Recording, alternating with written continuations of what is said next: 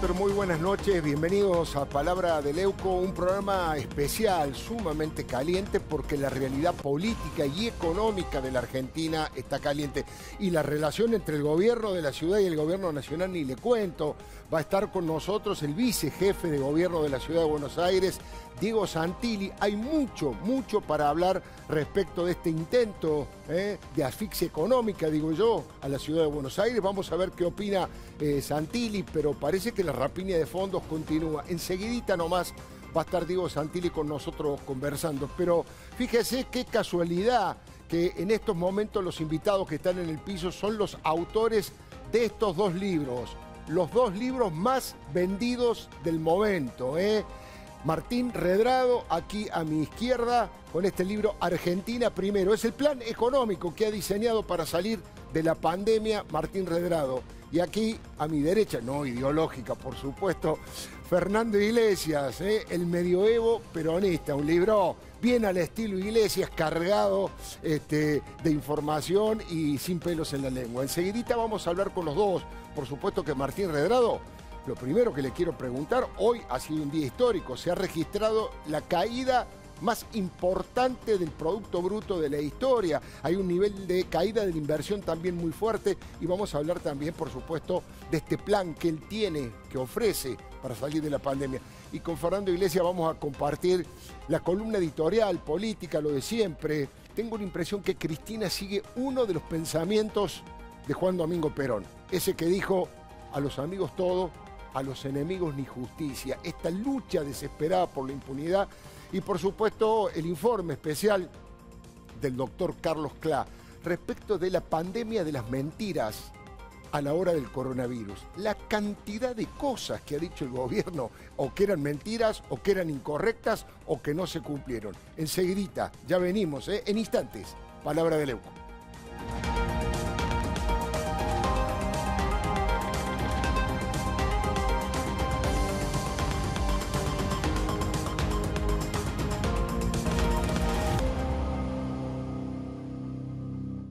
Adrián Mercado presenta Seminario Zárate Campana 2020, organizado por las Uniones Industriales de Zárate y Campana. Ciclos de webinars, Argentina post-COVID, ¿hacia dónde vamos? Invita unidades de negocios, parques industriales y subastas online. Grupo Adrián Mercado.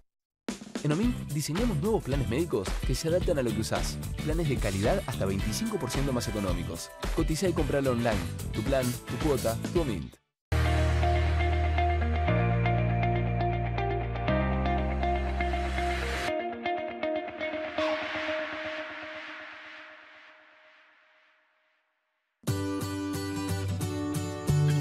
Cachamay, un saludable momento. Estar separados también es estar juntos. Asegura tu casa en La Segunda, donde lo primero sos vos. Grupo Asegurador La Segunda.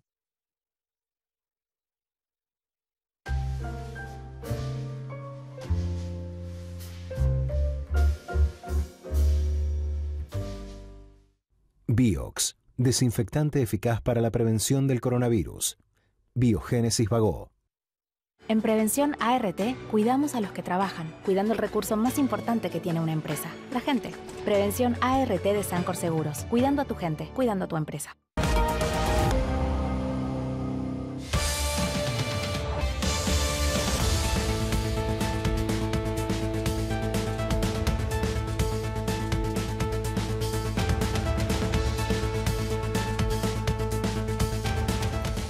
Es urgente la información porque estamos en contacto con Diego Santilli, pero Diego Santilli, el vicejefe de la ciudad, está aislado en este momento por la posibilidad de un caso de COVID-19. Muy buenas noches, Diego Santilli. La primera pregunta es obvia. ¿Cómo se encuentra? ¿Qué ha pasado? ¿Por qué está aislado? Buenas noches, Alfredo. ¿Cómo le va? Tuve un contacto estrecho hoy en una jornada de trabajo por la mañana. Y le dio positivo al mediodía, con lo cual a mí no, sino al contacto estrecho que estuvo trabajando con nosotros. Se tomaron todas las medidas de precaución, pero Fernán me solicitó que debíamos cumplimentar el protocolo, así que me tuve que venir inmediatamente a mi casa y estoy acá trabajando desde casa de alguna manera no tengo ningún síntoma, no tengo nada que indique que tengo COVID, pero tengo que aislarme y cumplir el protocolo que está establecido. ¿Pero se ha hecho un hisopado o se va a hacer en las próximas horas, Santilli?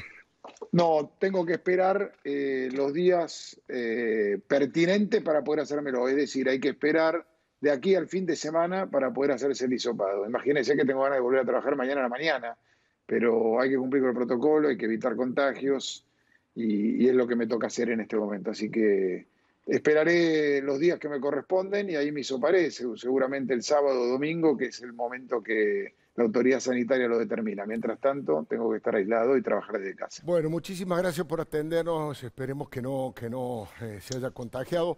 La primera pregunta es política, Santilli, tiene que ver con yo diría, ataque, seguramente usted lo va a definir de otra forma, pero digo, este ataque de la nación a la ciudad en varios planos que se refleja, ahora vamos a ir viendo uno por uno.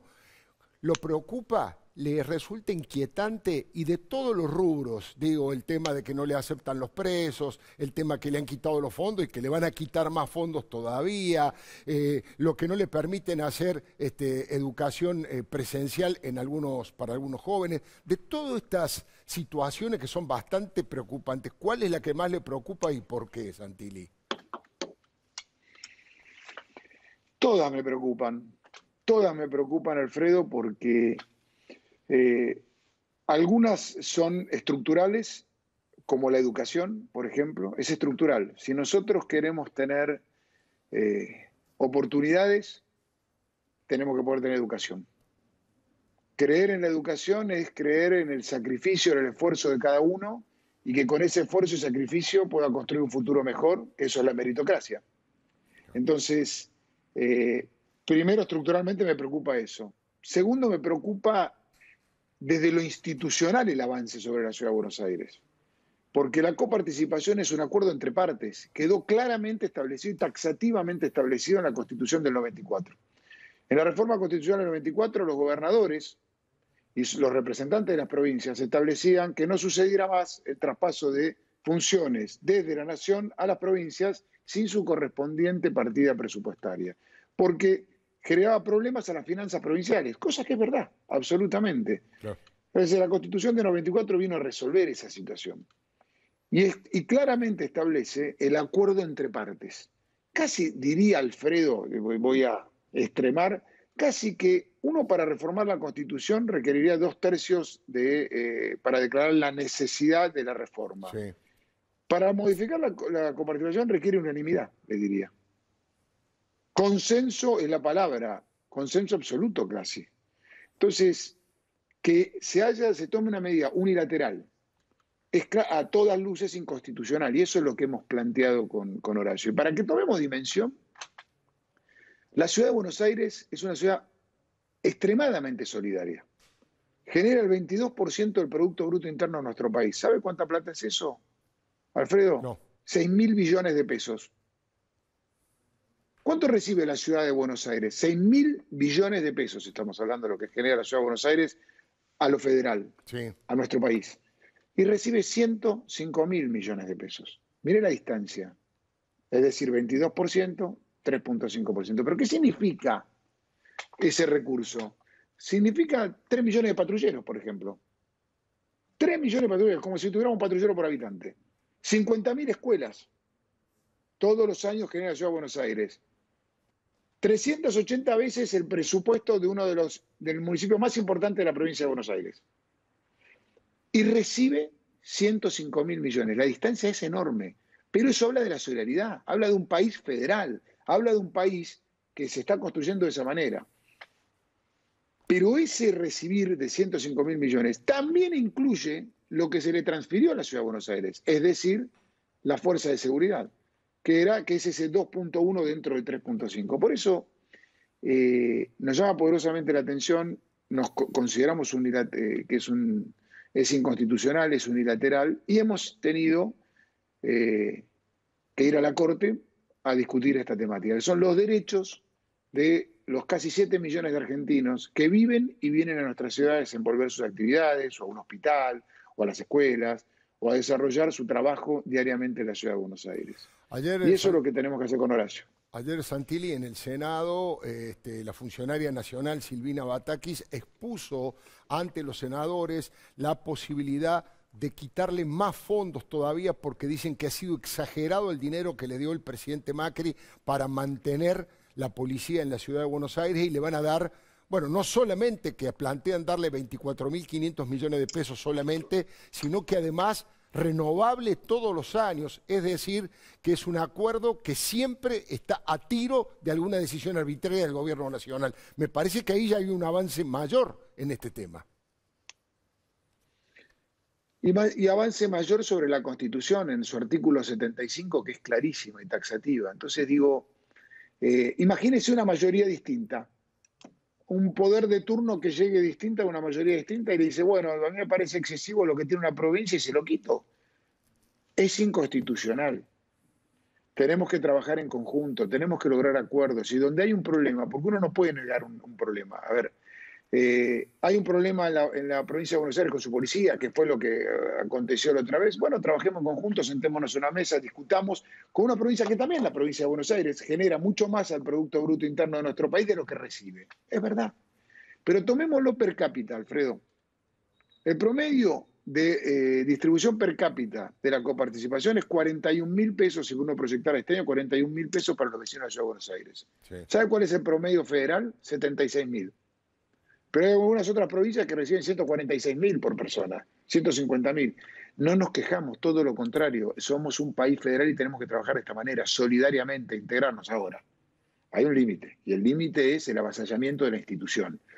Lo que nosotros estamos discutiendo es, discutamos las cuestiones estructurales. Tenemos 6.500 chicos que perdieron vinculación con la escuela. La matrícula en la ciudad de Buenos Aires son 500.000 alumnos. Estamos discutiendo el 1,5%. Sí. El 1,4% de los alumnos. Bueno, trabajemos en cómo les revinculamos a ellos. Creo que ahora la ministra Soledad Acuña ha logrado, con el ministro Quirós, han logrado un principio de acuerdo de, bueno, vamos a revincular a los 6.500. Es un paso, démoslo, porque no nos podemos dar el lujo en la Argentina, en el momento en el que vivimos, en la situación de nuestro país, de perder un solo chico que pierda escolaridad. No podemos darnos ese lujo. Ahora, Santilli, yo tengo la impresión de que en realidad no es un tema desde el punto de vista educativo. Hay una concepción política, el gobierno nacional en general y Cristina en particular.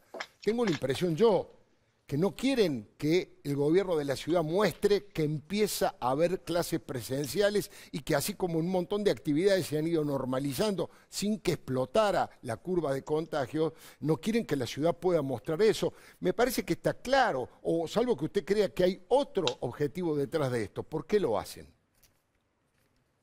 No puedo entender el objetivo. La verdad que no lo puedo entender porque hemos tenido en la pandemia momentos donde provincias reiniciaron sus clases. Y a mí me pareció positivo. Digo, es hacia donde tenemos que ir.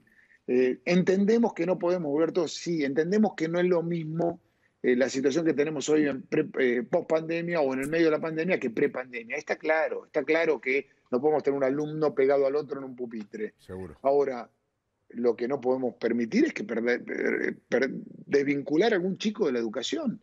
Es el único mecanismo igualador que tenemos en nuestra sociedad, Alfredo. Entonces yo no puedo entender la discusión. La única discusión que lo que también a mí me cuesta entender es cuando empiezan los peros. Yo cuando uno lleva una idea, sí. pero ¿por qué no pensamos en cómo hacemos para llevar adelante alguna medida segmentada, sectorialmente, paso a paso, en vez de decir pero, todo el tiempo el pero? Entonces, yo vuelvo a decir, nosotros con Horacio estuvimos el jueves pasado en Olivos y demostramos que tenemos la misma firmeza para ir a sentarnos en una mesa de discusión sobre los temas de la pandemia, la necesidad de la gente, la problemática de la gente, y al otro día ir a la Corte a reclamar los derechos de los argentinos que viven en la Ciudad de Buenos Aires. Es lo que tenemos que hacer. Y esa firmeza la tenemos que sostener para poder llevar adelante ideas que tengan otros, mejores que tal vez las de uno, pero que le sirvan a la sociedad. Ahora, ¿usted cree, Santilli, que desde el punto de vista político, le hago una pregunta vinculada a la autonomía de la ciudad? La ciudad, desde el punto de vista constitucional, desde el punto de vista legal, no puede tomar una decisión por su cuenta. Dos figuras que claramente son en imagen positiva y en eficiencia superiores a la de la Nación, porque en todas las encuestas Fernán Quiroz aparece con mucho mayor prestigio académico que el propio Ginés González García y la ministra de la Ciudad, mucho más que Nicolás Trota, y ellos son los que le tienen que pedir permiso para tomar decisiones en la ciudad autónoma. ¿Hasta dónde llega y hasta dónde no llega la autonomía de la Ciudad de Buenos Aires? Bueno, el gran trabajo que tenemos todos por delante es darle la plenitud a la Ciudad de Buenos Aires, su autonomía plena, por la que hemos luchado todos. Y los que han luchado también muchos gobiernos, el actual presidente de la Nación ha luchado por la autonomía de la Ciudad de Buenos Aires. Están sus expresiones cuando era legislador porteño. Entonces, y también las provincias quieren la autonomía de la Ciudad de Buenos Aires. Un paso en la autonomía fue el traspaso de la seguridad. Un paso en la autonomía es ese, otro paso en la autonomía es la discusión de la justicia. Y es un debate, hay que discutirlo y hay que encontrarse con todas las partes y sentarse con la justicia y poder encontrar los puntos de común acuerdo e ir avanzándolos. Ahora, en términos de definición, hoy nos rige un ASPO, un aislamiento social preventivo obligatorio, que es un decreto de necesidad de urgencia del presidente de la Nación. En ese marco, lo que creo que nosotros tenemos que hacer y lo que pretendemos hacer con Horacio todos los días es no ahondar la crisis de los argentinos. La crisis de el que tiene miedo a contagiarse, el que tiene miedo a que le va a pasar ese contagio, o el que tiene miedo a perder su trabajo, o la pyme que no sabe si llega a fin de mes, que está sufriendo. Llevamos 6 meses, Alfredo, y no es sencillo el que tiene que pagar el sueldo a fin de mes. Uno va a retirar la comida para comer y el bar o el restaurante que le hace algo dice, no llego, no me alcanza. Y yo sé también que al principio hizo un esfuerzo el gobierno y puso el IFE y puso el ATP, y está bien, es lo que había que hacer como país. Pero llevamos 6 meses y nosotros tenemos que pensar en el trabajo de esa persona que no puede juntar el mango a fin de mes, en el trabajo de esa pyme que emplea personas, en un restaurante en la Ciudad de Buenos Aires genera 25 puestos de trabajo promedio, 150.000 personas viven de la gastronomía y la hotelería en la Ciudad de Buenos Aires, 150.000 personas. Más de la mitad de esa gente vive en la provincia de Buenos Aires. Es trabajo genuino que necesitamos para nuestra gente, para reactivar la economía, para empezar a volver a producir. ¿Usted cree que el gobierno nacional, sobre todo el presidente y la vicepresidenta, están preocupados por el crecimiento en las encuestas, en la imagen positiva y en las encuestas tanto de Horacio Rodríguez Larreta como usted? Hoy se conoció una encuesta en donde, ambos están realmente en los primeros puestos, yo diría en el podio de la imagen positiva. ¿Cree que hay una preocupación electoral, política, de que allí hay una fuerte competencia para las elecciones, tanto en las de medio tiempo como en las presidenciales? Mire, la preocupación de Horacio y de que le habla es cómo vamos poniendo en marcha la actividad económica, cómo vamos cuidando cada puesto de trabajo, cómo vamos cuidando cada pyme de esta ciudad, cómo vamos tratando de proteger a cada sector y cómo también y originariamente evitamos los contagios y salvamos la vida de la gente. ¿Cómo equipamos el sistema público de salud para hacer frente a esta pandemia? No en lo que va a pasar electoralmente. ¿Es ciencia ficción, Alfredo, el 2023 o es ciencia ficción el 2021, el año que viene? Hoy lo que la gente quiere es, hay que ir a ver a ese mozo que fuimos a ver, a ese trabajador de la construcción que te dice, volví, empecé a trabajar, empiezo a juntar el mango, me van a pagar ahora mi salario, hay que ver la realidad de las familias argentinas. Entonces nosotros tenemos que estar preocupados en eso y no en lo electoral. Me parece una locura pensar en lo electoral hoy. Hoy lo que hay que poner en la cabeza en generar trabajo. La Argentina tiene que generar trabajo. Si no, Alfredo, ¿qué tiene que hacer un país? Tiene que producir, mover su economía, proteger los trabajos, transferir planes al trabajo genuino, generar educación que le permita al ciudadano encontrar un camino de futuro hacia adelante. Digo, ayer cuando Horacio hizo los anuncios el viernes, ¿qué decía Horacio? No solo queremos hablar de los 6.500 chicos y chicas que perdieron vinculación con la escuela, sino también le queremos hablar a los adultos que están terminando su curso de mecánica, por ejemplo, y que si rinden el examen, y lo tienen que rendir presencial, no puede rendir en mecánica un motor desde el Zoom, o el que tiene que hacer una receta gastronómica, la tiene que hacer presencialmente, que pueda tener un título habilitante que le mejore su calidad de laburo, que le dé progreso a esa persona que estudió, que es un adulto y que se va preparando. Entonces, Queremos pensar en eso, queremos pensar en esa Argentina y no en lo electoral. Santilli, ahí está en el graph, en el videograph, en el Zócalo, como dicen algunos, la pregunta. ¿Ha pasado el pico de la pandemia en la ciudad? ¿Eso están más tranquilos ustedes? Por supuesto que nunca hay que bajar los brazos, pero ¿hace cuánto que no superan los 1.200, 1.300 casos? Bueno, nosotros tuvimos el pico, a lo que va hasta ahora, tuvimos el pico el 2 de agosto. Después hubo otra subida a fin del mes de agosto, pero fue inferior a la del 3 de agosto. Con lo cual, nosotros estamos desde el fin de mes en un descenso paulatino que hay que esperar a ver si genera otra vuelta hacia arriba, pero hay un descenso. Yo digo, la curva está a la baja, las camas de terapia intensiva están a la baja y se nota, nunca habíamos tocado el 54% de ocupación, hoy estamos en el 54% de ocupación, recuerden que siempre estamos entre el 58 y 62, 58 y 62, hoy está... Son dos títulos importantes, digo, para los portales, ¿no? Que la curva está a la baja y que las camas ocupadas de terapia intensiva también han bajado. Hoy estamos en el 54% en la Ciudad de Buenos Aires. Hoy estaba en el 54,7%, que nunca había estado, siempre había oscilado en estos 6, 7, 8 semanas, había oscilado entre el 58 y el 62%. Hablo del sector público siempre, ojo que el sector privado está en cerca del 70%. Entonces, en el sector privado, en el sector público nunca habíamos estado en el 54%. Digo, en la etapa de alta tensión, ¿no? Hoy estamos en el 54%. Eso marca una tendencia ahora, Alfredo, quiero ser claro. Con Fernán siempre somos y con Horacio muy cautelosos en entender que está a la baja de la secuencia que habíamos tenido, que habíamos estado entre 1.100 y 1.300, hoy estamos por debajo de los 1.100, pero hay que ser cautelosos porque eso no implica que esto terminó, que tenemos que seguir usando el tapabocas, tenemos que seguir manteniendo la distancia, tenemos que seguir teniendo todos los cuidados.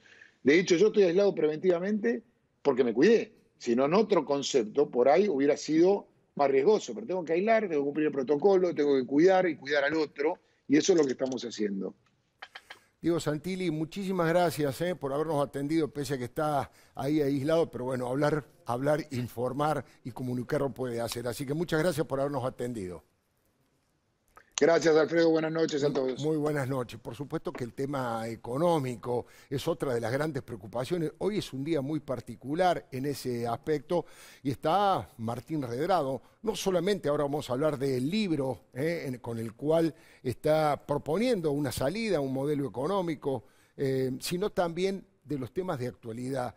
Y hoy se ha registrado un hecho histórico, Redrado, respecto del desplome, de la caída de un PBI 19,1, no hay antecedentes. ¿Qué opina? ¿Por qué ocurrió eso? Además de las cuestiones obvias como es la pandemia y la falta de actividad.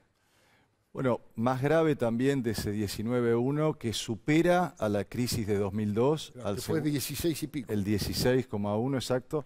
Pero el problema es la caída del consumo, es decir, lo que compramos todos los argentinos cayó un 22,6%, y la inversión, Alfredo. A más de 40. La inversión 38,4, exactamente, 38,4, casi el 40%. Eso quiere decir, bueno, ¿por qué es importante la inversión? Porque da la impresión de que hay futuro, de que usted está trabajando para ampliar la capacidad de producción, y eso sin duda es grave. Sin duda lo que está ocurriendo en la economía argentina es que todavía no hay un claro sentido de rumbo. Sin dudas la pandemia ha golpeado al mundo y a la Argentina, pero bueno, es necesario en este momento dar una hoja de ruta, una agenda para precisamente poner en marcha la economía, que hoy está con un freno de mano muy importante. Un freno de mano. Bueno, aquí estuve leyendo el libro Argentina Primero, poner en marcha el país tras la pandemia.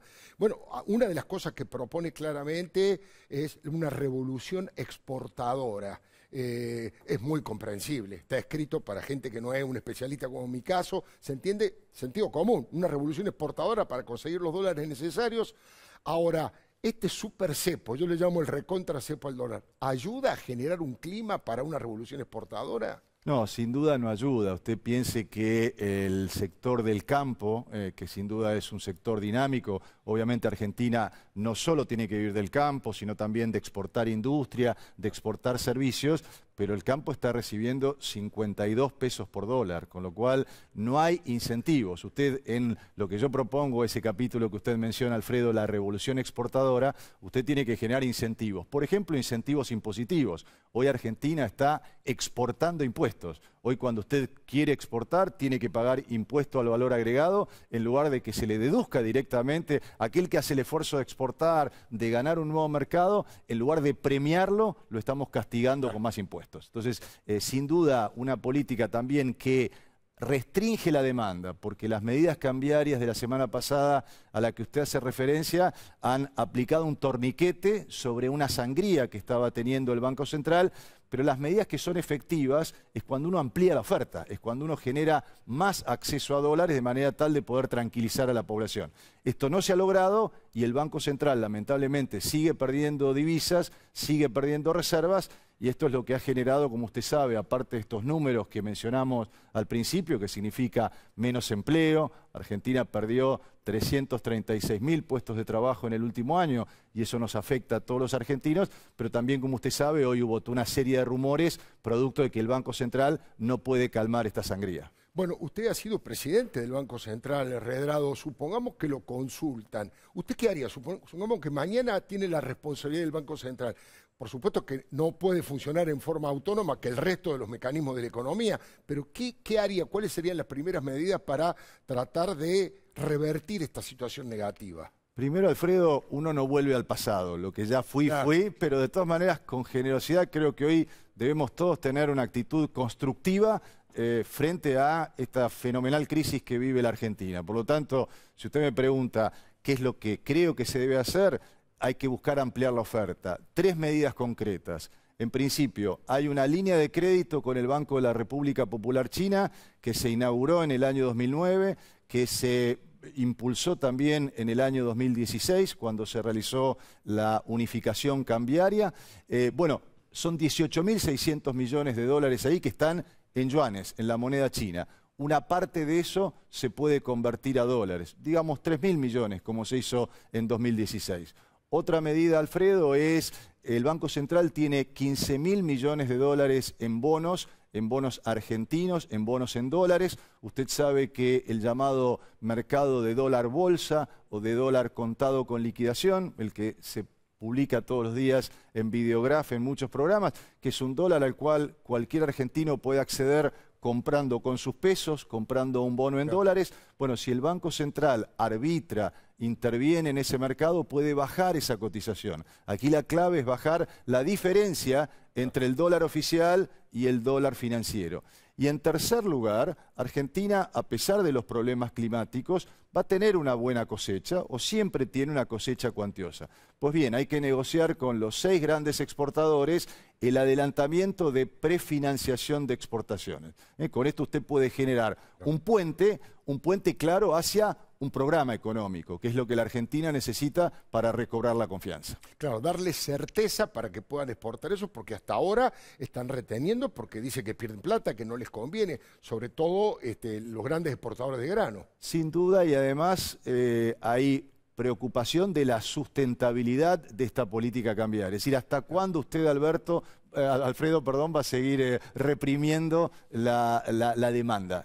Digo, ¿hasta cuándo? Ahora, usted está reprimiendo ahora una parte. ¿Qué es lo que le queda? ¿Reprimir más las importaciones? Bueno, si usted reprime las importaciones, perjudica a la industria nacional que utiliza insumos importados. Entonces, esta política, indudablemente, si no genera más oferta de divisas, va a tener mayor tensión por delante.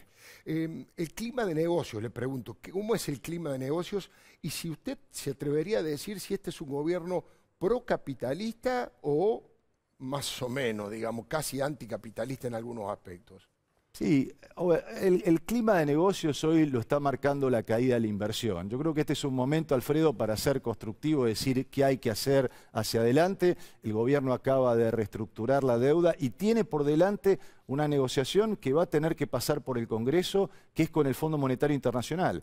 Y lamentablemente, nos guste o no nos guste, Argentina debe 44.000 millones de dólares y esto va a suceder al próximo gobierno, no se puede pagar en los próximos 4 años. Entonces, usted tiene que plantear ahí una hoja de ruta en qué va a hacer en materia impositiva, qué va a hacer en materia de exportaciones, qué va a hacer en términos de modernización productiva, y esto va a necesitar que oficialismo y oposición, a pesar del clima que se está viviendo, se ponga de acuerdo en el Congreso, porque el programa con el Fondo Monetario no lo puede hacer un gobierno, tiene que ir a la discusión del Parlamento, y yo espero que de allí salga una hoja de ruta. Yo modestamente aquí, como usted plantea, doy algunas ideas, no es la receta, pero lo que propongo hacia adelante es, en lugar de estar en la coyuntura, a ver, digamos, quién hizo mal cada cosa, tracemos un camino hacia adelante que permita vencer al pasado y caminar hacia el futuro. El gobierno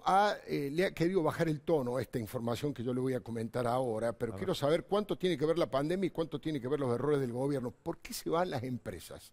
¿Por qué se van las empresas? Según dijo Matías Culfas, no es cierto que se están yendo las empresas. En general tienen dificultades como en todos los países, pero no hay una huida de empresas de la Argentina producto de la situación económica. ¿Es cierto eso? Mire, hay incertidumbre producto, por supuesto, de la crisis sanitaria, pero también hay incertidumbre porque todavía no hay un sendero, una hoja de ruta, una agenda que nos marque qué es lo que viene por delante en la economía argentina. Se están tomando decisiones en el día a día y esto sin duda genera, yo diría, una caída de la inversión. Por supuesto, como usted sabe, Alfredo, para sacar una empresa nadie se puede llevar los ladrillos y venderlos. Con lo cual, sin duda, hay algunas empresas que han decidido cerrar sus operaciones en el país, pero lo más grave es esta caída de la inversión, que es una caída generalizada y que marca la necesidad de plantear y de construir un futuro que hoy todavía no se ve claro, sobre todo en las variables económicas. Ahora, ¿qué números? Caída de la inversión, caída del Producto Bruto, caída del consumo, caída del empleo. La verdad que es una situación... De las exportaciones también. De las exportaciones también.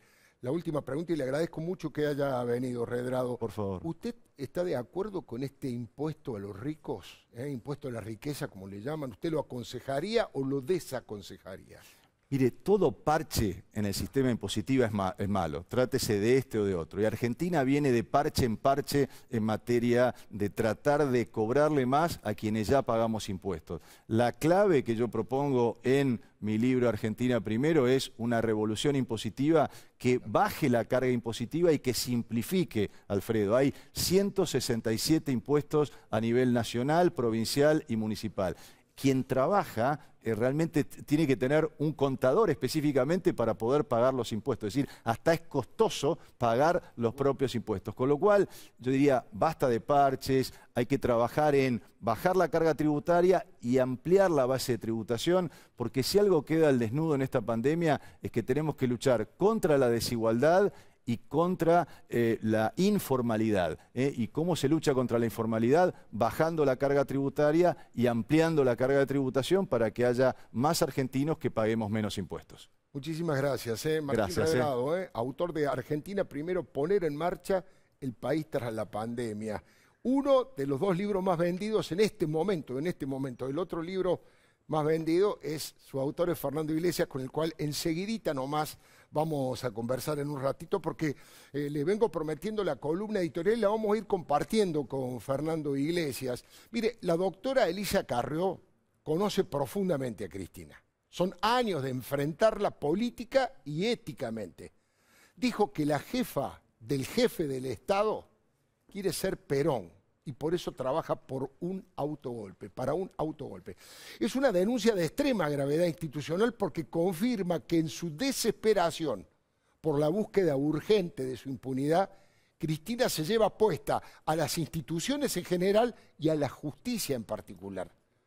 La autoamnistía para ella, por supuesto, para sus hijos y los integrantes del cártel de los pingüinos que en asociación ilícita saquearon a este país, es el drama más peligroso que tiene hoy la democracia. Lo definió magistralmente el colega de Radio Mitre, nuestro compañero y filósofo Miguel Wieniawski. Planteó, si se roban la justicia, no van a poder ser condenados por los robos anteriores. Si ella quiere ser Perón, es porque la guía aquella definición del peor Perón, de que a los amigos todo y al enemigo Mírelo, recuérdelo al general. Lo primero que el hombre ha de discernir cuando conduce es establecer claramente cuáles son sus amigos y cuáles sus enemigos. Y dedicarse después, esto ya no lo dice Mao, lo digo yo, al amigo todo, al enemigo ni justicia. Es impresionante, Fernando. Bueno, justamente su libro, El medioevo peronista y la llegada de la peste. El medioevo, y ahí está, por supuesto, arriba presidiendo la fotografía de tapa, el general Perón y Evita, ¿no? Sin lugar a dudas. Ahí lo estoy mostrando, ahora sí se puede ver. Ahí está el general Perón. Bueno, ¿qué parte de esta, al enemigo ni justicia? No lo dijo Mao, dice, pero lo digo yo. ¿Qué parte de eso se ha trasladado a este tiempo de este gobierno de los Fernández o de la jefa, del jefe del Estado, que es Cristina, como le digo? Todo el concepto medieval de que hay un monarca o una casta monárquica que está por encima de la ley, a la que la ley no lo afecta y que desde el Senado, hablo de la reina Cleopatra de Tolosa, como la llamo irónicamente en el libro, desde el Senado ella puede operar para remover jueces y para garantizarse la impunidad. Pero también, vos fijate qué frase tan interesante, al enemigo ni justicia. Es todo un programa económico también que están aplicando, ¿no? A la capital federal, ni justicia. Al campo, ni justicia. A las provincias avanzadas, ni justicia. ¿A la clase media? A la clase media, ni justicia. A los sectores exportadores que mencionaba Redrado, ni justicia. A todos los sectores avanzados, modernos, competitivos de la Argentina, que mal o bien han entrado en el siglo XXI, con defectos, con problemas, pero están en el siglo XXI. ¿La economía del conocimiento? La economía del conocimiento tienen bloqueado con un impacto muy fuerte en la ciudad de Buenos Aires. El otro día lo comentábamos en un Zoom con Horacio Rodríguez Larreta y le mencioné esto y él me dijo todas las cosas que están tratando de hacer. Está bloqueado en el Senado, está parado todo eso. Es decir, todo lo que es avanzado, todo lo que significa siglo XXI, ellos están directamente en contra. Y están a favor del medioevo peronista, es decir, de las provincias feudalizadas, de los califatos petroleros del sur, de las baronías del conurbano, de todos esos sectores dependientes y con un proyecto muy claro, que es la conurbanización del país, por un lado, y la reducción de nosotros, los ciudadanos, a súbditos, a siervos de la gleba, a personas que no tienen autonomía económica ni dignidad política y que se tienen que someter al poder. Ahora seguimos conversando porque, de hecho, ahora la vicepresidenta no tiene quien la juzgue en el caso de corrupción de Estado más grave de la historia democrática argentina. La causa de los cuadernos acaba de perder a uno de los integrantes del Tribunal Oral. Hablo del juez Germán Castelli, al que Cristina y 41 senadores súbditos tiraron por la ventana del Senado. ¿Se da cuenta de este mamarracho autoritario? Cristina se lo sacó de encima. Cristina desplazó al magistrado que tenía la responsabilidad de juzgarla en el expediente que debería, yo digo, ese expediente debería estudiarse en todas las facultades de Derecho del mundo. Es un ejemplo descarado del robo de los dineros del pueblo desde el Estado, del lavado de esos dólares sucios y del mecanismo más formidable de sobreprecios y coimas que haya existido jamás. La causa de los cuadernos, es el corazón del latrocinio y la cleptocracia que instalaron los Kirchner en Santa Cruz primero y en toda la nación después. Por eso ella le cortó la cabeza a quien debía juzgarla. Diría Wieniawski, Miguel, se robó al juez para que no la puedan condenar por los robos y estafas anteriores. La historia dirá que ese fue el día de la impunidad. Aquí en estos estudios, en el programa de Diego, en Ya Somos Grandes, lo planteó el honesto fiscal José María Campagnoli, que aseguró, escúchelo, vale la pena escuchar a Campagnoli, un fiscal honrado. Este es el periodo más oscuro del atropello a la justicia que me tocó vivir en democracia. Lo dice Campagnoli. Yo creo, en lo personal, como ciudadano, siento que estamos viviendo quizás el periodo más oscuro de la Argentina, por lo menos que yo viví. Yo no recuerdo, desde que volvió la democracia, una situación semejante, esta sensación de opresión y de ataque a la justicia independiente. A mí me quisieron echar, echar definitivamente por investigar. Por eso digo, al juez Castelli, lo quieren sacar de donde está por lo que podría llegar a ser. Bueno, y eso te lo está contando. Campagnoli lo sufrió en carne propia, el gobierno de Cristina, ¿no? Lo persiguió de todas las maneras posibles. Y Campagnoli solo sobrevivió en los tribunales, producto de la sociedad que salió a defenderlo y a bancarlo. Ahora, ¿qué pecado había cometido Campagnoli para que se ensañaran tanto con él? Lo acaba de decir, empezó a investigar a fondo a Lázaro Báez. Hoy mismo los diarios publican que la Unidad contra los Delitos Financieros de los Estados Unidos ha confirmado que Néstor Ramos, a través de la empresa Helvetic Service Group, lavó 33 millones de dólares de la rosadita de Lázaro. Ya lo habían anticipado también aquí Jorge Lanata y Nicolás Winiarski, pero el dato clave es que la causa de los cuadernos, investigada por nuestro colega Diego Cabot, es imposible de ocultar debajo de la alfombra sin romper el régimen democrático, sin romper la división de poderes.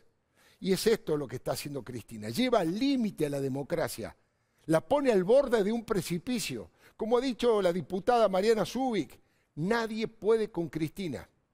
No tiene límites. El único que le ponía límites, que era Néstor, ya no está en este mundo. El paso del tiempo, dice Zubik, potencia sus miserias. El resentimiento es el vehículo para generar y para gerenciar la violencia. Por eso ella grita que la historia ya la absolvió. Pretende que la justicia no la juzgue, pero quiere que le diga la verdad. No hay manera de ocultar, no hay manera de ignorar los 220 cuerpos que tiene la causa. Las 231 medidas de prueba realizadas en la instrucción, los informes de AFIP, de ANAC, del RENAR. Hay 26 cajas de documentación. ¿Cómo se puede ocultar o ignorar 172 procesados, 71 de los cuales fueron confirmados por la Cámara Federal, entre los cuales estaban Cristina, Julio Devido, Roberto Barata, José López y Oscar Centeno, entre otros? Ahora le hago una pregunta.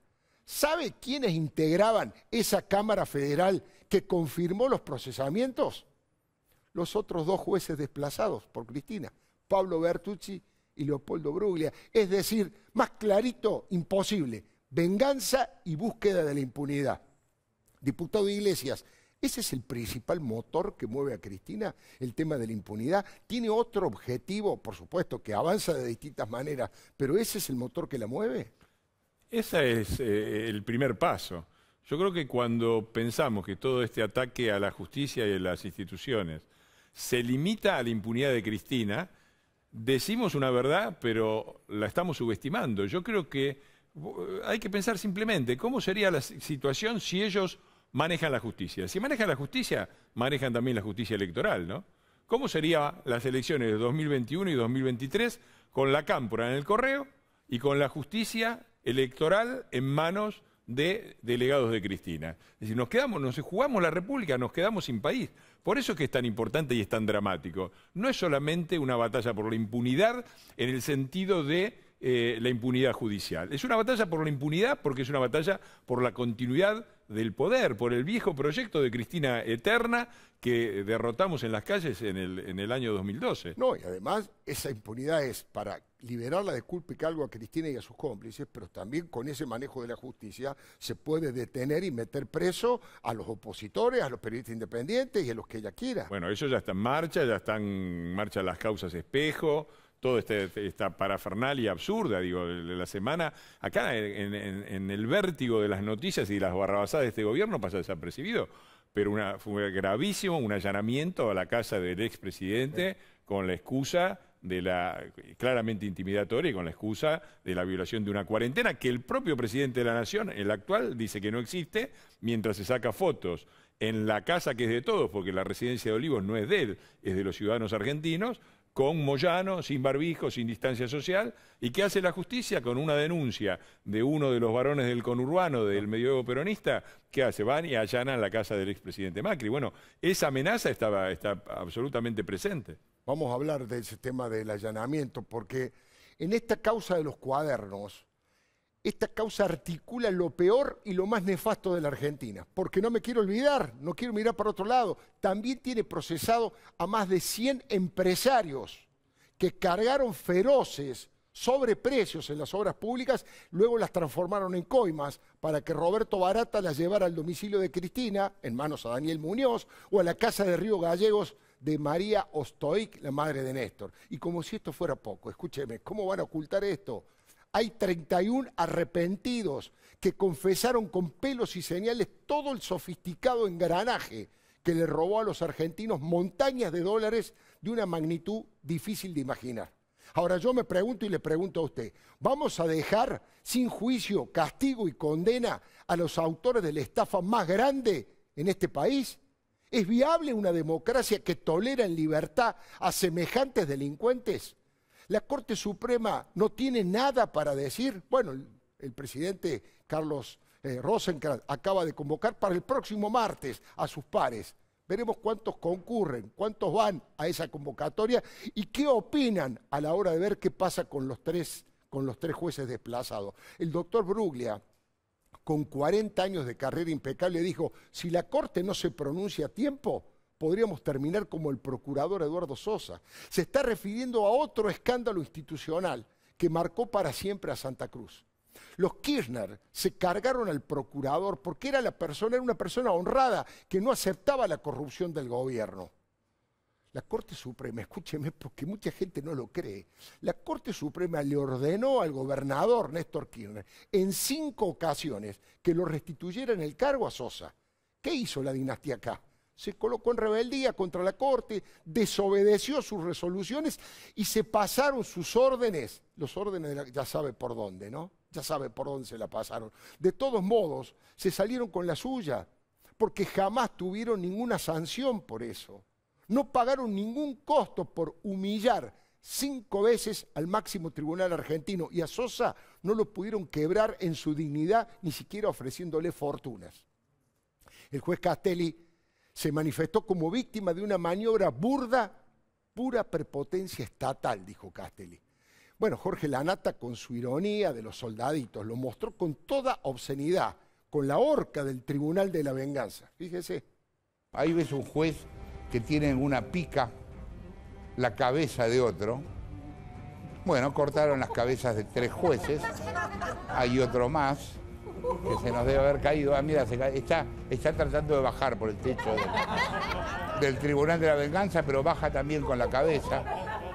Esto en realidad no pasó en el Congreso, pero el Tribunal de la Venganza está en todos lados. Para decirlo simple, Cristina se cargó a 3 de los jueces que la estaban investigando. Miles y miles de ciudadanos firmaron la petición de change.org para que la Corte defienda a estos 3 jueces desplazados por Cristina. En el banderazo del sábado, muchos carteles apoyaban a las víctimas de Cristina y también a Eduardo Casal, que sigue resistiendo con coraje, pero al que le tienen reservado el mismo destino. Las marchas multitudinarias y autoconvocadas tienen un despliegue territorial que los medios tradicionales no alcanzan a registrar. Solo en las redes se pueden ver cientos de videos con protestas masivas, tanto en pueblitos pequeños como en grandes centros urbanos. La herramienta de ganar la calle, de recuperar los símbolos patrios, es la gran novedad de la política argentina. Nadie la controla y nadie la puede manipular. De hecho, enseguidita nomás ya estaban organizando la próxima gran marcha para el 12 de octubre. Una de las agrupaciones que más participa, llamada Campo Más Ciudad, los Guardianes de la República, así se denominan, ya viralizó un video para esta convocatoria. Ellos dicen, los ciudadanos honestos dicen basta. Quieren barbijos con los colores de la bandera, distanciamiento social y muestran lo que pasó este fin de semana.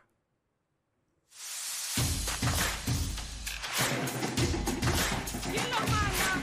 Ustedes los mandan. ¿Por qué los trae a mi casa?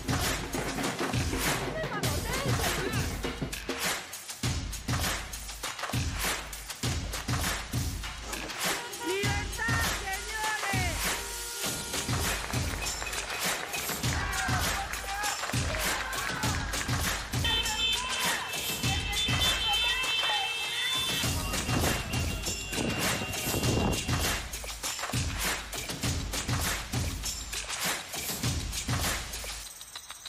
Ahí está, 12 de octubre, todos pero todos a la calle. Es que aprovechan el 12 de octubre porque hay tiempo suficiente para intentar organizar la movilización más grande de todas. Es feriado, es el día de la diversidad. Pretenden que la diversidad de reclamos se exprese al unísono, pero cada uno con su cartel, con su exigencia, con su reivindicación. Incluso hay versiones no confirmadas, pero que navegan subterráneas en la red.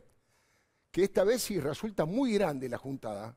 Tal vez se animen y vayan a la Plaza de Mayo, 12 de octubre, a 5 días del 17 de octubre. Mire, los partidos políticos no convocan ni van con sus pancartas, solo participan algunos dirigentes a título individual. En esta última pudo verse a Patricia Bullrich, a Waldo Wolf, a Fernando Iglesias, aquí presente, a Hernán Lombardi, entre otros. Suelen sumarse a artistas como Luis Brandoni o intelectuales prestigiosos. Pero lo distintivo de esta ocasión fue un cartel que rezaba: "Te están destrozando, Argentina de mi vida", y el hit de los cánticos en la puerta de la Quinta de Olivos que decía: "Alberto, cuidado, el pueblo está cansado".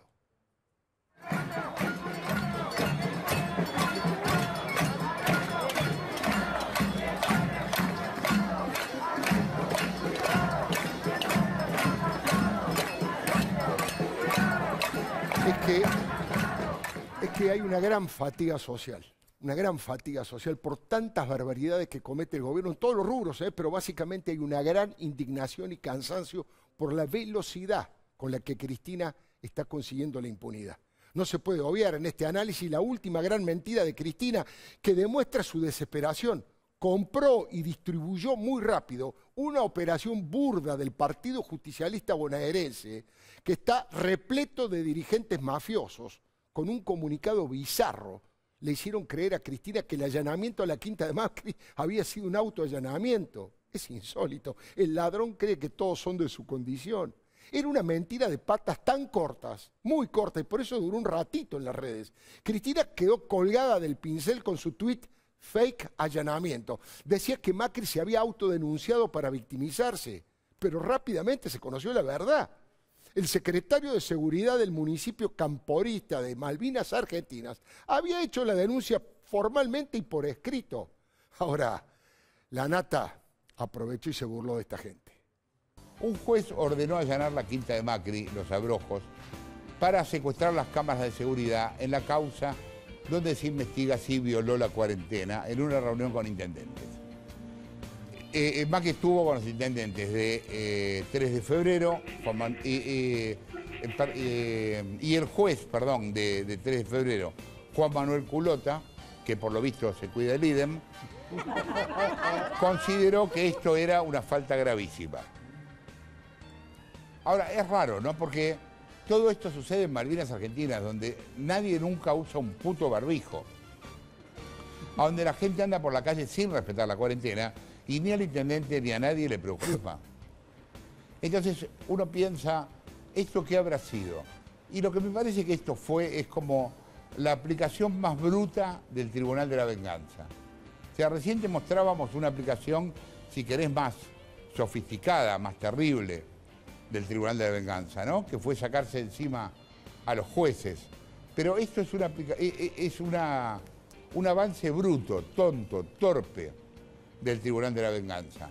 Más allá de que, y ya lo vamos a ver más adelante, hubo un intendente que tuiteó que estaban ahí y era obvio que estaban violando la cuarentena. Pero bueno, esto te puedo dar ahora 40 lugares donde se reúnen los políticos violando la cuarentena. No tiene ningún sentido, no es un tema importante.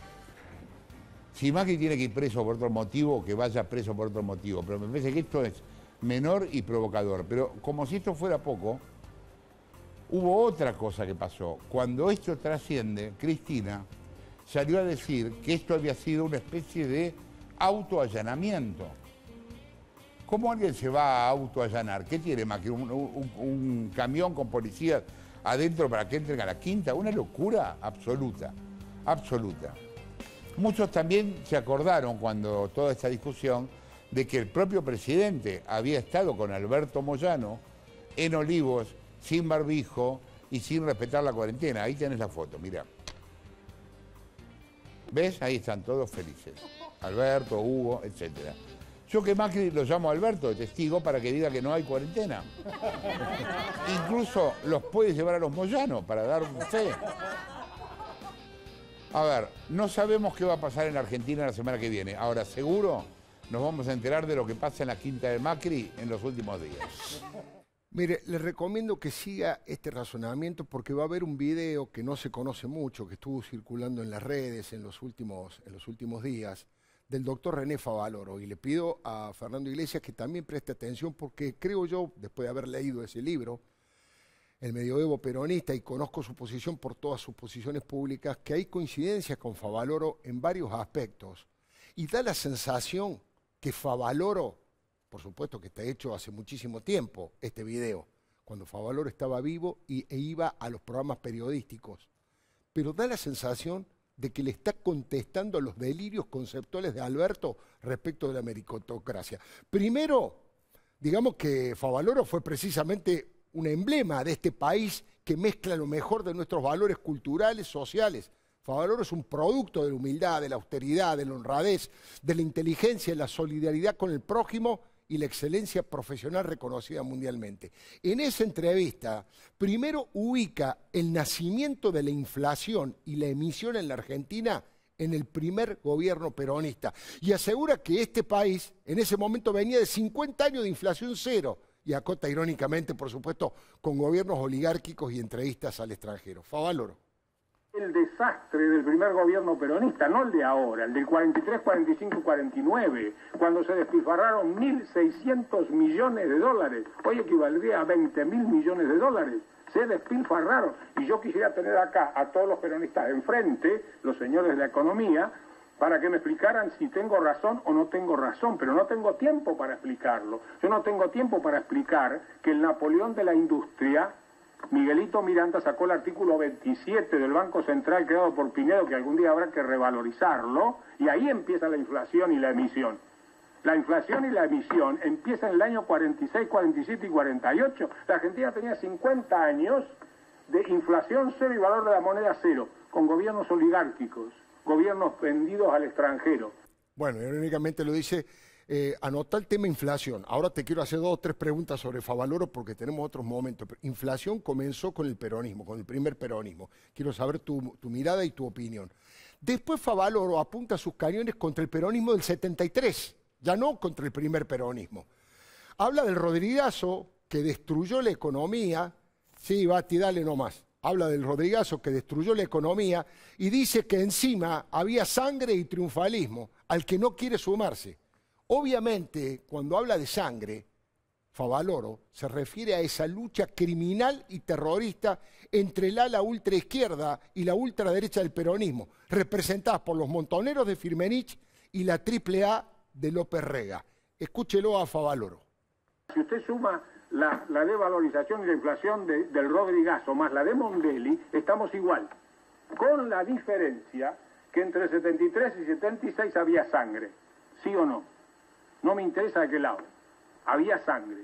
Es decir, había inflación, un desastre económico total, cambiaron cuanto ministro había. El mismo Gómez Morales, que en el 48 dijo que éramos el más grande país del mundo y que teníamos un futuro tremendo, se tuvo que ir con la cola entre las patas en el primer gobierno, y en el segundo gobierno de Isabel, ¿para qué vamos a decir? Se fue corriendo. Y entonces después vino Rodrigo y después vino Mondeli. Entonces la cosa se repite. Entonces yo no puedo estar en ese triunfalismo facilista de contarle a la gente que va a venir lo mágico y hablarle de la alegría. Bueno, 2 cosas. Acá sos alguien que es muy crítico del peronismo. Acá dice Favaloro que en el primer gobierno comenzó la inflación en la Argentina, que en el segundo gobierno continuó el desmanejo, Rodrigo Mondeli, y encima la lucha criminal entre 2 facciones del peronismo. Contame vos tu mirada sobre esto que dice Favaloro y lo que vos has estudiado. Me alegra que puse un tuit recortando exactamente la primera parte que recortaste vos. Y hay un gráfico muy impresionante en el libro que muestra la inflación desde 1810 hasta ahora, separado por un año, 1945. Y es exactamente así. La inflación en Argentina no existía. Hubo algún pico pequeño durante la época de la Guerra de Independencia para financiar la guerra, pero en los primeros 50 años, 45 años del siglo, la inflación era de alrededor del 1% anual. Y eso se ve perfectamente. Y después arrancan ahí y no para más. Y como dice Favaloro, fueron ellos los que la pusieron. Yo recuerdo, yo pongo la estadística y pongo también una anécdota de mi viejo. Mi viejo era un pibe muy pobre de Avellaneda y me contaba siempre, cuando era chico, iban al almacén y pedían 5 de queso. Como no tenían para chocolate. Pedían 5 de queso. ¿Qué era 5 de queso? Eran 5 centavos de queso que el almacenero les cortaba y les daba. Y era siempre la misma cantidad de queso, eran 5 centavos de queso. Claro, durante años. Durante toda su infancia y adolescencia eran 5 de queso. Claro. Y eso cambió con el 45. Pero está muy bien también que recuerde el desastre del Rodrigazo. Digo, este es el gran truco del peronismo, que es esta idea de los días más felices fueron peronistas. Y es cierto, los primeros 3 años de Perón fueron fantásticos, los primeros 3 o 4 años de Menem fueron fantásticos, los primeros 3 o 4 años de Kirchner fueron fantásticos. Y después una década de nada, una decadencia enorme. Claro. Mirá, te doy una cifra. Los grandes redistribuidores del ingreso, el 50-50 peronista y todo eso. Durante todo el primer gobierno de Perón, de punta a punta, 46-55, los trabajadores ganaron 9 puntos en la renta con respecto al ingreso. 9 puntos del 46 al 55. En 3 años, segundo gobierno, segundo ciclo peronista, 73-76, perdieron 15. 15 perdieron. Y si vos repasás un poco lo que decía el propio Redrado recién, está hablando del desastre de este gobierno, que bate todos los récords de desastre, y no es la pandemia, es la cuarentena y el desmanejo que están haciendo sobre todo, pero bate los récords de otro gobierno peronista, el de Duhalde, que a su vez batió los récords de otro gobierno peronista, que es el que menciona Favaloro, el del 75. Claro. Ahora, ¿cómo es que ellos logran instalar la idea que los únicos que pueden manejar la economía argentina son ellos y que vienen a arreglar los problemas que causaron los otros? Ese es un poco el misterio que intenta aclarar el libro, porque la verdad que tiene una habilidad. Yo hago siempre el chiste de que si en vez de haber puesto un partido político hubieran puesto estudios de cine, tendríamos un país mucho mejor y Hollywood en Argentina. Mire, y lo más valioso, les recomiendo que no se lo pierda porque vale oro, del aporte de Favaloro y que hoy adquiere una actualidad inmensa, es su prédica contra ese pensamiento mágico. Y además se manifiesta a favor de romperse el lomo con esfuerzo, de sudar todos los días la camiseta para que este país salga adelante. Que el 15 tenemos alegría, digo, están todos locos. ¿Que quién dice que lo mágico y lo mítico y lo que viene, qué sé yo, de qué? ¿De la Madre María? No le cuenten eso a la gente. Díganle que sin esfuerzo, sin trabajo, sin romperse el alma, sin sudar todos los días, este país no sale, pero todos, no los obreros de allá abajo, los señores de acá arriba también, estos que están haciendo todo este bochinche. Iba a usar una palabra gruesa, pero no la quiero usar. Todos los que están haciendo, yo no entiendo esto, como no entiendo de economía a pesar de que algo he leído, y al que más entiendo es a Galbraith, y a los demás me cuesta mucho, entonces yo no entiendo esto de que sube, de que baja, de que viene, que 130, ¿quiénes son? ¿Quiénes son los que hacen esas cosas? El final, le pido que si tiene forma de grabarlo o filmarlo con el celular, es para ponerse de pie, aplaudir y venerar a Favaloro.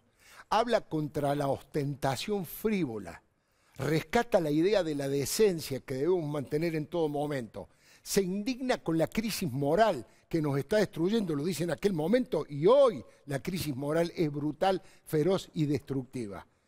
Y confiesa Favaloro, es emocionante, que los zapatos que tiene puestos tienen media suela y que el saco lo compró en una liquidación en los Estados Unidos. Yo dejé $2 millones libres de rédito de contrato en Estados Unidos por año, $2 millones libres de rédito, así que tengo derecho de venir hoy a hablar acá, porque yo dejé 40 o 50 millones en Estados Unidos y porque hace 6 años que vivo desgastado. Este saco está comprado en Estados Unidos en una liquidación con $35. Y voy a decir que los zapatos que tengo puestos tienen media suela, para que la gente entienda que hay que vivir así en sufrimiento y no gastar y entender. Y entremos a comer polenta y entremos a sufrir, pero no quiero el sufrimiento de los de abajo. Quiero el sufrimiento de la sociedad total. Y quiero que esta crisis moral, y volvemos a lo mismo, el diagnóstico final de todo esto que tengo escrito acá, es la tremenda crisis moral. Está todo podrido. Está todo podrido. Habla de la crisis moral y de la hipercorrupción de Estado. Insisto, parecía una respuesta contundente a los disvalores que instala, promueve y son el motor que mueve este gobierno. La corrupción no se condena, la libertad no es un valor supremo, se manejan como dueños y no como inquilinos de la Casa Rosada. Se creen que son los dueños de la Casa Rosada, del Senado y de todas las instituciones. Para ellos el mérito, para Alberto y para Cristina, el mérito no sirve. Es de burgueses, individualistas y egoístas.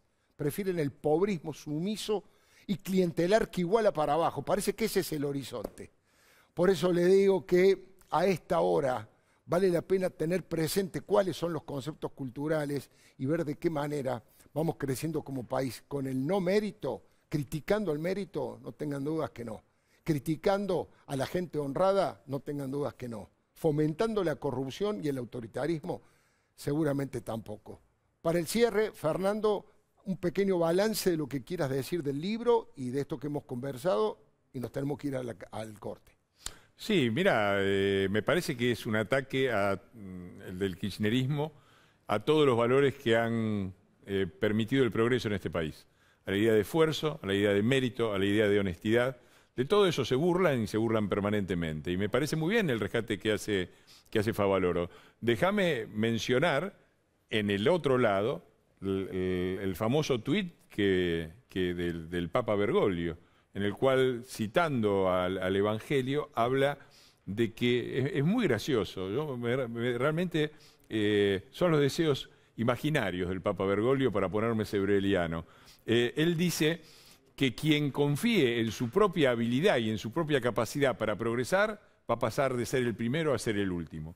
Y el que va a pasar de último a ser el primero es el que confíe en la bondad divina y qué sé yo. La misericordia del Padre. Es toda una confesión. Esta idea de pasar de último de la cola, primero de la cola, sin mérito, sin esfuerzo, es la idea del súbdito que ha creado el peronismo, de 70 años de experimentos populistas, donde pasar de último a primero no depende de tu esfuerzo, de tu mérito y de lo que vale. Depende de... un experimento colectivo. Ni siquiera, porque es la Madre Iglesia por un lado, la Madre Iglesia concebida como la Iglesia de Bergoglio, y por el otro lado el Padre Estado.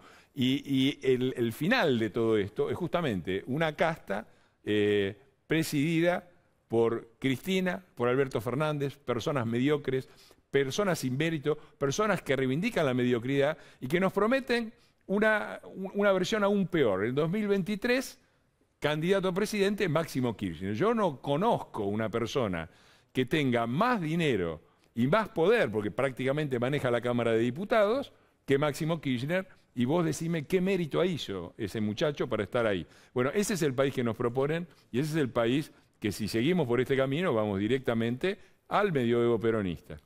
Muchísimas gracias, absolutamente recomendable el libro, El medioevo peronista y la llegada de la peste, de Fernando Iglesias, insisto, uno de los libros más vendidos en estos momentos. Le recomiendo que no se vaya, porque a propósito de la pandemia y la cuarentena, el gobierno nacional ha dicho cualquier cosa, mentiras, inexactitudes, cuestiones que han sido desmentidas. Enseguidita, las mentiras de la pandemia de este gobierno en el informe especial del doctor Carlos Clá. Ya venimos.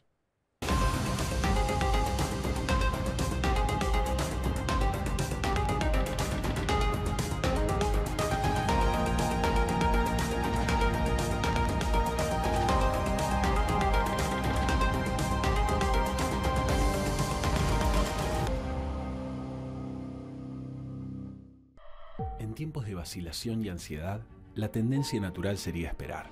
A medida que el contexto evoluciona, surgen nuevos desafíos y oportunidades. Por eso, renová y comprá activos con el especialista. Conectate con Adrián Mercado, Subastas Online.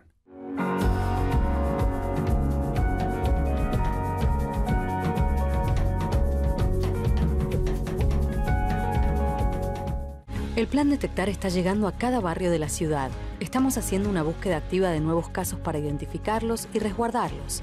Así, estamos anticipándonos y cortando la cadena de contagio. Cuidarte es cuidarnos. Buenos Aires Ciudad. Innovación permanente. Vago. Ética al servicio de la salud. Porque vos evolucionás, Garbarino también. Ahora te ofrecemos mucho más de lo que imaginás. Más de 17.000 productos y más de 100 nuevas categorías. 12 y 18 cuotas sin interés. Envíos a todo el país y retiro gratis en más de 150 sucursales. Garbarino, garantía de confianza. Entrá a www.voyasalta.com.ar. Arma tu viaje y vení cuando quieras hasta abril del próximo año. Compra hoy, viaja mañana. Salta, tan linda que enamora.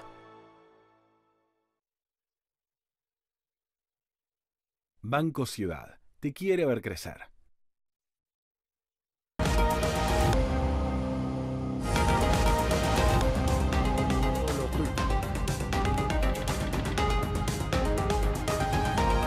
Bueno, lo habíamos anticipado, el informe especial del doctor Carlos Clá respecto de todas las mentiras, imprecisiones, todas las desmentidas que hubo durante la pandemia. Ya cumplimos los 6 meses, así que muy buenas noches, doctor. Buenas noches, Alfredo. Exactamente, en el contexto este de los 6 meses hicimos un trabajo de archivo, básicamente. Fuimos a buscar esas incongruencias, incoherencias, esas mentiras de Alberto Fernández. Lo restringimos a Alberto Fernández porque la verdad es que había muchas y de muchos funcionarios. Bueno, fuimos a buscar al presidente, también encontramos bastante, pero nos acotamos a él para buscar estas incoherencias de las que hablamos. Si buscábamos Ginés, no alcanzaba el programa. ¿no? Como dijo hoy el ministro Guzmán, esta zaraza, ¿no? que se ha mandado del gobierno en algunas oportunidades. Me preocupa más el dengue, esto va a tardar mucho en llegar, hay que ver si llega a la Argentina. Muchísimo. Bueno. Y no es gratis, no es gratis porque hay que decir que cuando inició la cuarentena, 20 de marzo, las encuestas decían que era altísima la imagen positiva. Busqué, por ejemplo, Giacobbe, 67,8 era la imagen positiva de Alberto Fernández.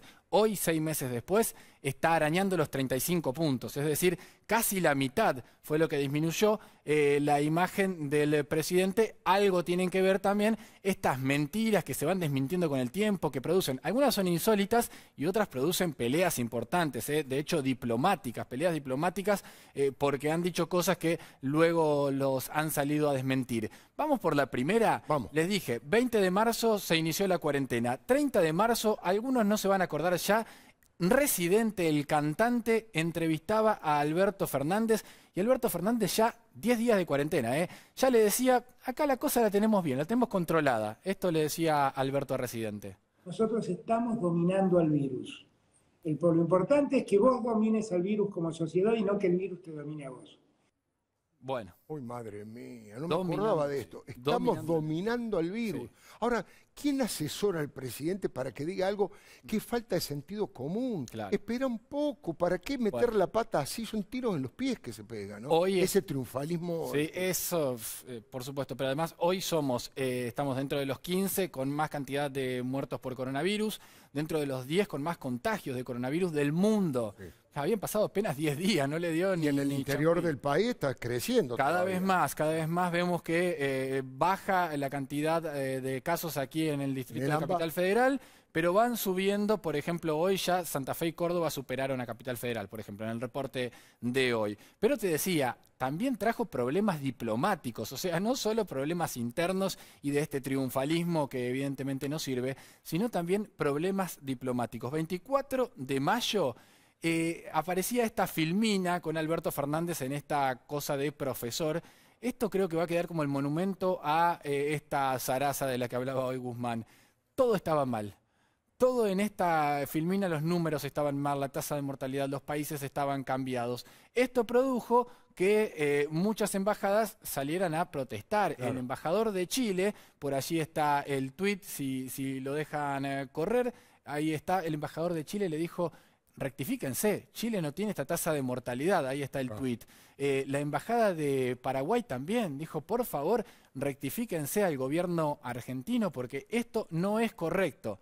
Vos me dirás, bueno, ¿aprendieron después de esto? Para nada. No, y además, discúlpame si me equivoco, pero creo que no hubo ninguna sanción. No. Semejante papelón que le hacen pasar al presidente de la Nación. Bueno, no te voy a decir Santiago Cafiero, que debería ser el responsable de la gestión directo a Santiago Cafiero, jefe de gabinete, aunque sea el secretario o el subsecretario que hizo semejante, hacerle pasar semejante papelón al presidente, no rajaron a nadie. No solo no hubo sanción, sino que al menos podrían haber aprendido del error y decir, no lo hagamos más. Claro. Bueno, lo volvieron a hacer el 18 de julio. Alberto Fernández se comparó con el País Vasco y dijo algo bastante tremendo. Dijo que en el País Vasco elegían quién vivía y quién moría. Por supuesto, después también salieron a desmentirlo. Esto decía Alberto. Si uno tiene algunas experiencias que se han dado en Europa, uno se da cuenta que cuando el sistema de salud se satura, la mortalidad se duplica o triplica. Esto es lo que pasó, por ejemplo, en el País Vasco. Cuando se vio saturada la capacidad de atención en los sanatorios y lamentablemente hubo que elegir quién se salvaba y quién se moría. Bueno. Esto es lo que decía, ¿no? Alberto Fernández absolutamente errado. En el País Vasco dijeron, el norte de España, ¿no? Nunca nos pasó esto, nunca estuvimos colapsados. Por favor, alguien que se rectifique. No se rectificó nadie. El gobierno lo siguió haciendo, es un modus operandi. Lo hizo con Suecia. Hay que compararse con Suecia, ¿eh? La verdad hay que tener la autoestima alta. Con todos los que nos comparamos, lo fuimos superando en cantidad de casos y en cantidad de muertes. Así que, evidentemente, por ahí le traemos suerte con quien nos comparamos. Otra de las cuestiones que Alberto Fernández hizo durante la pandemia es, por supuesto, recomendarnos a todos y enseñarnos a todos que había que usar el barbijo. A todos parece, menos a él. Esto decía Alberto Fernández y esto hacía después. Quiero agradecerle a la inmensa mayoría de argentinos que han entendido el riesgo y hoy no salen a la calle sin barbijo y respetan la distancia social. ¡Vamos,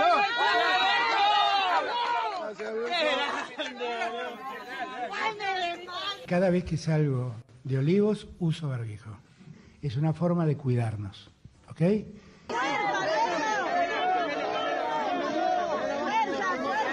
Y quédate tranquilo que yo me cuido como vos. Salgo con barbijo cuando salgo a la calle. Bueno, ahí estaba, ¿no? Con Moyano adentro de la Quinta de Olivos, por supuesto sin distanciamiento, sin barbijos. Te doy un ejemplo más que acaba de poner, esta mañana, digo, no ahora, puso como ejemplo a Santa Cruz. A Santa Cruz, yo no sé, como dicen en el turf, ¿quién lo datea? ¿Quién lo datea? ¿Quién le da información al presidente? La información correcta en Santa Cruz, no hay camas de terapia intensiva para nadie. Colapsó el hospital de Río Gallegos.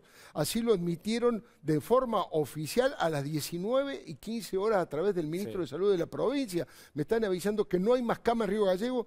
Y el presidente recomendando y poniendo como ejemplo a Santa Cruz. Absolutamente. No sé, la verdad. No solo no hay más camas en Santa Cruz, lanzaron una campaña absolutamente tremendista en cuanto a lo que tiene que ver con el cuidado del coronavirus. Básicamente cosas como si te saludás con un beso se puede morir algún familiar, ¿viste? Claro. Una campaña ya absolutamente dura porque están colapsados, están al límite, así que no pueden elegir. Este otro video es muy cortito, pero es muy significativo, de lo que fue un momento de la cuarentena y de lo que pasó después. Alberto Fernández se refería a Horacio Rodríguez Larreta en términos muy afectivos. Parece que fue un antes y un después de ese acto del 9 de julio, donde Alberto Fernández le decía mi amigo Horacio a Rodríguez Larreta. Está el gobernador de la ciudad de Buenos Aires, el jefe de gobierno de la ciudad de Buenos Aires. Mi amigo Horacio Rodríguez Larreta. Bueno, de ahí en más. Dicen que Cristina se puso furiosa. Bueno, ahí fue la primera cosa que digo, no digas más mi amigo Horacio, por favor. Hasta ahí habíamos visto y lo habíamos festejado muchas veces este gesto democrático de presentar la cuarentena, presentarle las extensiones de cuarentena de forma conjunta, claro. Algo, bueno. Se terminó todo desde ese momento porque empezaron las pálidas para la ciudad de Buenos Aires, estuvimos hablándolo aquí largo y tendido durante el programa. Y la última que ofende a mucha gente, y no solo ofende, sino que duele a mucha gente, es Alberto Fernández el 14 de agosto diciendo que ¿de qué me hablan? ¿De qué cuarentena me hablan si la cuarentena ya no existe? Mirá. Yo no me obsesioné con la cuarentena, estoy obsesionado con la salud de los argentinos. Yo no disfruto ninguna cuarentena que no existe, porque hace muchos meses que la Argentina se olvidó de la cuarentena. Y si alguno duda, salgan a las calles y vean. Bueno, por supuesto que hay mucha gente que duda, ¿no? Las empresas que se van, los comerciantes que tienen los colegios que no funcionan. Los colegios que no funcionan, los empresarios del turismo. Hoy estuve hablando con varios que decían, no sabemos si reservar una habitación o no, no tenemos ni la más pálida idea de lo que va a pasar. Para todos ellos, evidentemente, dice Alberto Fernández que la cuarentena no existe, a pesar de que ellos, por supuesto, siguen restringidos en sus actividades. Muchísimas gracias, doctor Carlos Clá. El expresidente Mauricio Macri fue internado, tuvieron que extirparle un pólipo, estuvo allí en el sanatorio Otamendi, atendido por dos de los mejores, yo creo que son los número uno, los dos mejores médicos que existen, uno en cirugía y uno en tratamiento respecto de esta problemática. Estamos hablando del doctor Pedro Ferraina y del doctor Luis Caro. Atendieron al presidente Macri, le sacaron un pólipo de una dimensión importante, pero dicen que todo salió bien la operación, que mañana va a pasar la noche, por supuesto, en el sanatorio, y que mañana ya va a salir, si no hay ningún tipo de inconveniente, va a volver a su casa. Lo hizo el agradecimiento el expresidente a través de este tuit, diciendo, gracias al sanatorio, el equipo médico que me acompañó hoy durante mi intervención, gracias también a todos por los buenos deseos y cariño, estoy muy bien recuperándome. Este es uno de los tuits que emitió el expresidente Mauricio Macri, insisto, ha sido intervenido, pero está en muy buenas condiciones, según han dicho los médicos cuando terminó la intervención. Nos estamos retirando, como siempre, agradeciéndole profundamente el acompañamiento, agradeciéndole profundamente eso. Si usted quiere volver a o retransmitir o comentarle a alguien para que lo vea alguna de las entrevistas que hicimos aquí a Diego Santilli, a Martín Redrado, a Fernando Iglesias, este informe del doctor Carlos Clá, la columna que hicimos sobre el tema de la impunidad, lo puede hacer básicamente yendo a buscar en Google, puede poner ledoymipalabra.com o eldiariodeleuco.com. Usted ingresa allí y en pocas horas va a estar el programa completo también, pero básicamente tiene los distintos fragmentos periodísticos que se han producido aquí. Lo espero el martes que viene, como siempre, a las 22 por TN.